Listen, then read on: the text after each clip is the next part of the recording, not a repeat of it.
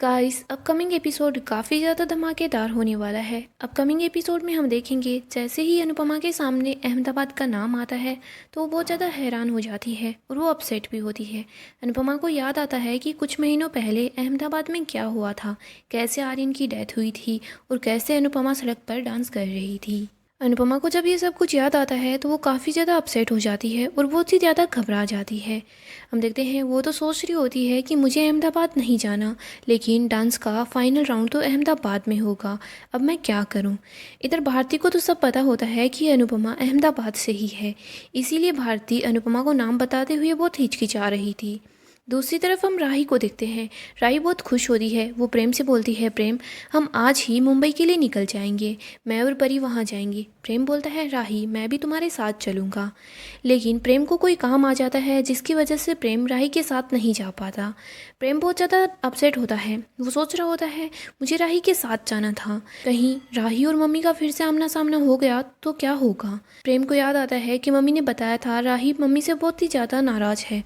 प्रेम सोच रहा होता है अगर राही के सामने फिर से मम्मी आ गई तो राही फिर से मम्मी पर ही गुस्सा करेगी और मम्मी तो वैसे भी कुछ ही नहीं बोलने वाली है। प्रेम यही बात सोचकर काफ़ी ज़्यादा घबरा जाता है। इधर हम देखते हैं राही मुंबई पहुंच जाती है। वो मनोहर जी के यहाँ आती है। मनोहर जी राही को बोलते हैं, मेरी शिष्य अभी यहाँ आ जाएगी। जब वो यहाँ आएगी ना तो तुम मुझसे मिलोगी तो तुम्हें ये लगेगा कि तुम्हारा मुंबई आना सफल हो गया। मनोहर जी कोई और नहीं अनुपमा की ही बात कर रहे होते हैं। हम देखते हैं राही अपनी डांस की प्रैक्टिस स्टार्ट कर देती है। मनोहर जी बोलते हैं, बेटा मेरे तो पैर में चोट आई हुई है, लेकिन जब चनम्मा यहाँ आ जाएगी ना तो तुम और वो दोनों एक साथ मिलकर रियाज करना। राही बोलती है, ठीक है गुरुजी। राही चनम्मा का ही वेट कर रही होती है, लेकिन राही को पता नहीं होता वो चनम्मा नहीं वो अनुपमा है। राही वहाँ वेट करती है, काफ़ी समय हो जाता है। इधर अनुपमा लेट हो जाती है। राही बोल रही होती है, पंडित जी हमें कोई काम है तो हम बाहर जाकर आते हैं, जब तक आपकी शिष्य भी यहाँ आ जाएगी। मनोहर जी बोलते हैं, ठीक है बेटा तुम अपने काम को करके वापस आ जाना।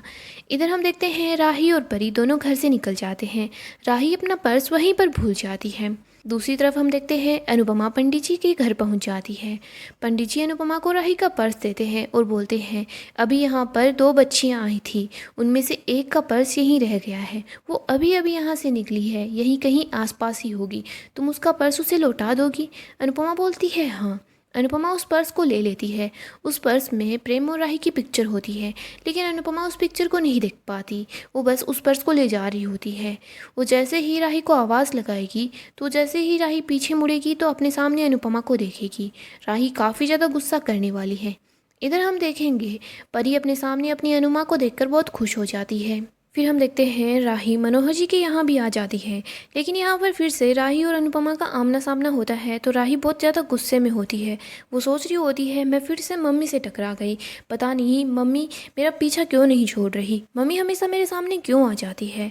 राही बहुत ज़्यादा अपसेट होती है। वो सोच रही होती है मुझे यहाँ से जाना होगा, लेकिन फिर राही सोचती है अगर मुझे ये कॉम्पिटिशन जीतना है तो मुझे मनोहर जी की हेल्प लेनी ही होगी।